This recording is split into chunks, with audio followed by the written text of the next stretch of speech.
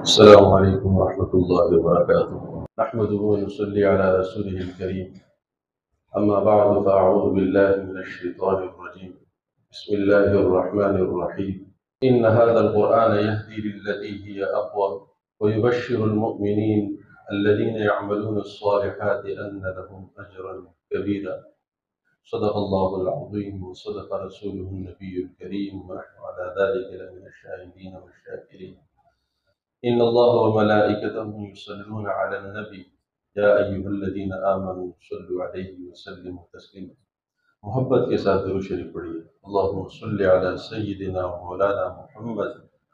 وعلى آل سيدنا مولانا محمد وبارك وسلم وصل عليه رب اشرح لي صدري ويسر لي أمري واحلل عقدة من لساني يفقهوا قولي میرے عزیز دوستو، قرآن کریم اللہ کی وہ عظیم کتاب ہے جس کے بارے میں قرآن کریم کا خود ارشاد ہے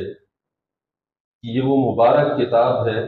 جو سب سے زیادہ بہترین اور سیدھا اور اقوم راستہ دکھلاتا ہے۔ ان هذا القرآن یہدی للتی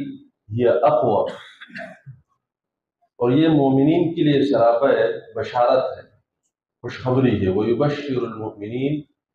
الَّذِينَ يَعْمَلُونَ الصَّالِحَاتِ أَنَّ لَهُمْ أَجْرًا كَبِيرًا۔ سرچشمہ ہدایت ہے، اللہ کی بہت بڑی نعمت ہے۔ لیکن میرے عزیز دوستو، اس اللہ کے کلام کا جب بھی ذکر آتا ہے، ہم سب صاحب ایمان ہیں، ہمارا اللہ کے اوپر، اس کے رسولوں پر، اس کے فرشتوں پر، اس کی تمام کتابوں پر، نہ صرف قرآن کریم بلکہ اس کی تمام کتابوں پر اور اس کی طرف سے نازل کرتا تمام صحائف پر ہمارا ایمان ہے۔ ہم قرآن کریم کی عزت کرتے ہیں، احترام کرتے ہیں، اپنے بچوں کو پڑھاتے ہیں، لیکن اس کے باوجود میں اکثر و بیشتر یہ جملہ کہتا ہوں جب قرآن کریم کا ذکر آتا ہے کہ اس کتاب کی حقیقی قدر اور منزلت ہمارے دلوں میں، اس کی وجہ یہ ہے کہ اس کتاب کے حصول کے لیے یہ جو اتنی بڑی نعمت ہمیں میسر ہے، ہمارے اس کے لیے دوڑ دھوپ نہیں ہے، ہمارے اس کے لیے کوئی کوشش نہیں ہے، ہمارے اس کے لیے کوئی قربانی نہیں ہے۔ انسان کی فطرت یہ ہے کہ دنیا کی بھی اگر کوئی حقیر سی نعمت ہو، حقیر اس لیے کہہ رہا ہوں کہ قرآن کریم کے مقابلے میں جتنی بھی نعمتیں ہیں اس کی کوئی قدر نہیں ہے۔ حقیر نعمت اس لیے کہہ رہا ہوں کہ دنیا کے قرآن کریم کے مقابلے میں دنیا کی جتنی نعمتیں ہیں اس کی کوئی قدر نہیں ہے، اس کی وہ وقت نہیں ہے قرآن کریم کے مقابلے میں۔ لیکن ان دنیاوی نعمتوں کے حصول کے لیے بھی جب ہم محنت کرتے ہیں، کوشش کرتے ہیں، ہمیں اس کے لیے جب قربانی دینی پڑتی ہے، چاہے مال کی ہو، چاہے وقت کی ہو، چاہے آبرو کی ہو، تو وہ نعمت جب ہمارے ہاتھ لگتی ہے تو ہمارے دل میں اس کی قدر ہوتی ہے، ہم اس کی عزت کرتے ہیں۔ یہ انسانی فطرت ہے۔ لیکن اللہ کی یہ عظیم کتاب ہمیں بغیر محنت کی ملی ہے،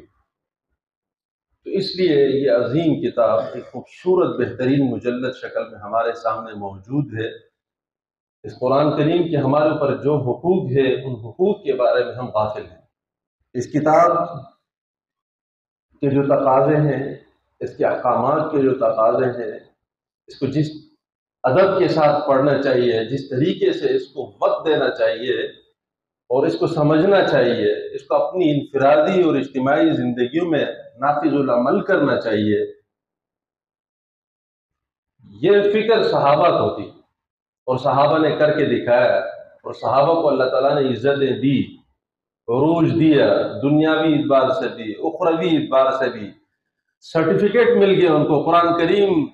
بار بار کہہ رہے ہیں اس جماعت کے بارے میں کہ اولئک هم الراشدون، یہ ہدایت یافتہ لوگ ہیں، یہ کامیاب لوگ ہیں، ہم المفلحون کہا ان کو، رضی اللہ عنہم ورضوا عنہ کہا ان کو،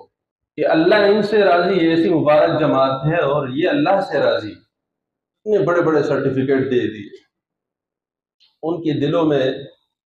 عظمت تھی، قدر تھی اس کتاب کی۔ وجہ یہ تھی کہ انہوں نے اس کے لیے قربانیاں دی، جان کی قربانیاں دی، مال کی قربانیاں دی، اپنی آل اولاد کی قربانیاں دی، عزت و آبرو کی قربانیاں دی انہوں نے۔ بخاری شریف میں ایک صحابی کا واقعہ آتا ہے کہ اس اللہ کے کلام کو سیکھنے کے لیے وہ خود اپنا واقعہ بیان کرتے ہیں کہ میں نے کیا محنتیں کی، میری عمر کم تھی، ہمارا گھر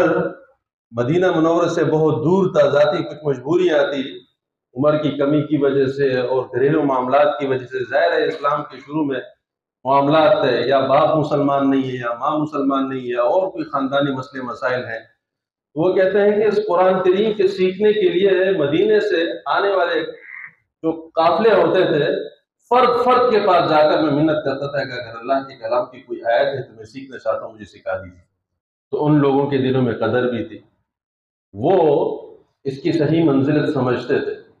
ہمارے دلوں میں اس لیے قدر نہیں ہے، خوبصورت مجلد شکل میں موجود ہے، لیکن سارا دن، سارے ہفتے، مہینے گزر جاتے ہیں، ہمیں یہ توفیق نہیں ہوتی کہ اللہ کے کلام کو ایک دفعہ اٹھائیں اور اس کو پڑھیں۔ اور پھر رسول اللہ صلی اللہ علیہ وسلم ارشاد فرماتے ہیں کہ یہ اتنی مبارک اور عظیم کتاب ہے کہ ایک حرف پڑھو تو 10 نیکیاں ہیں اس کے اوپر، ایک حرف پڑھو۔ نبی علیہ السلام مزید وضاحت فرماتے ہیں کہ میں یہ نہیں کہتا کہ الف لام میم ایک حرف ہے، الف الگ حرف ہے، لام الگ حرف ہے، میم الگ حرف ہے۔ ایک الف لام میم تجوید کے ساتھ صحیح طریقے پر پڑھنے پر 30 نیکیاں اللہ تعالیٰ نامہ اعمال میں لکھ دیتے ہیں۔ آج بہت سارے حضرات یہ بھی اعتراض کرتے ہیں کہ بھئی یہ قرآن کریم سمجھنے کی چیز ہے، اس کو پڑھنے کی کوئی ضرورت نہیں ہے، چند یہ تو سمجھنے کی چیز ہے۔ تو ان کی بھی غلط فہمی دور کروں، یہ سراسر غلط فہمی ہے، اس میں کوئی شک نہیں، قرآن کریم کو سمجھ کر پڑھنا ہے، لیکن یہ ایسی عظیم اور مبارک کتاب ہے، اگر بغیر سمجھے بھی پڑھے تب بھی یہ اپنا فائدہ اور روحانیت دیتی ہے۔ نبی علیہ السلام فرماتے ہیں، آپ مثال کی طرف ذرا غور کیجئے، نبی علیہ السلام فرماتے ہیں کہ الف لام میم، الف لام میم پڑھو تو 30 نیکی ہیں، اور الف لام میم ان حروف سے تعلق رکھتا ہے جنہیں حروف مقطعات کہتے ہیں، جس کا ترجمہ روز اول سے لے کر قیامت تک کوئی نہیں بتا سکتا۔ گویا کہ یہ کوڈ ورڈ ہے اللہ اور رسول صلی اللہ علیہ وسلم کے درمیان۔ کیا معنی ہے آج تک کوئی عالم فاضل نہیں بتا سکا۔ الف لام میم کا کیا مطلب ہے، الف لام را کا کیا مطلب ہے، حامیم کا کیا مطلب ہے، آج تک کوئی نہیں جان سکا۔ پھر بھی نبی علیہ السلام مثال میں اسی حروف مقطعات کی مثال لا رہے کہ الف لام میم پڑھو تو 30 نیکیاں ہیں۔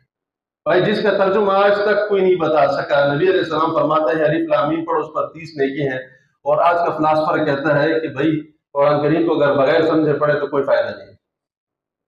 آپ یہ کیوں نہیں کہتے کہ قرآن کریم کو سمجھنے کی کوشش کریں؟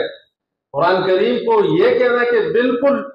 تلاوت کا کوئی فائدہ نہیں ہے، بہت غلط بات ہے۔ آپ غلط انجیکٹ کر رہے ہیں لوگوں کے ذہنوں میں۔ آپ ترغیب ضرور دیں کہ بھئی یہ سمجھنے کی چیز ہے، لیکن یہ ایسے گاڑی کی 2 ٹائر ہے، آپ کہتے ہیں یہ سرے سے ایک ٹائر کی ضرورت ہی کوئی نہیں ہے۔ اب رسول اللہ صلی اللہ علیہ وسلم کی مقاصد زندگی میں کیا ہے؟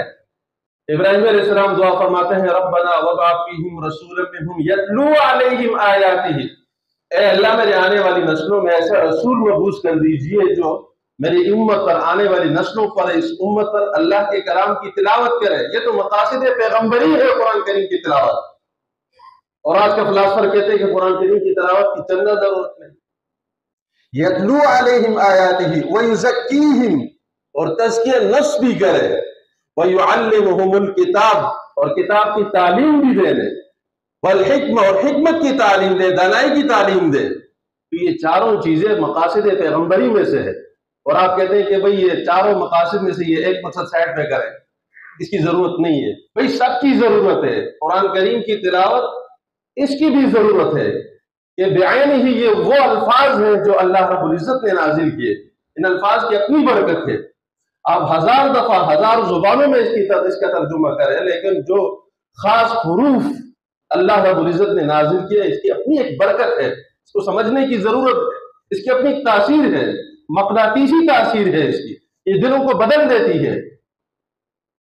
تو میرے عزیز دوستوں، میں یہ نقطہ سمجھانے کی کوشش کر رہا ہوں، وہ لوگ جو اعتراض کریں کہ قرآن کریم کو بغیر سمجھے پڑھے تو کوئی فائدہ نہیں ہے،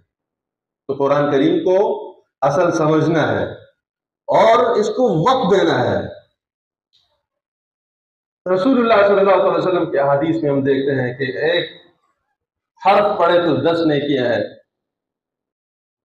ان نیکیوں کے حصول کے لیے آج ہمارے دلوں میں جنبش پیدا نہیں ہو رہی۔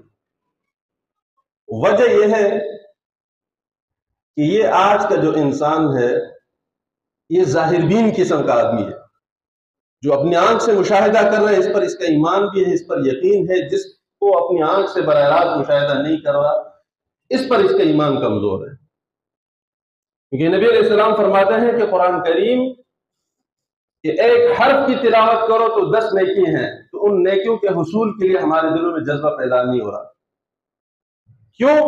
آج کی دنیا کا جو رائج الوقت سکہ ہے وہ نیکی نہیں ہے، وہ پیسہ ہے، وہ ڈالر ہے،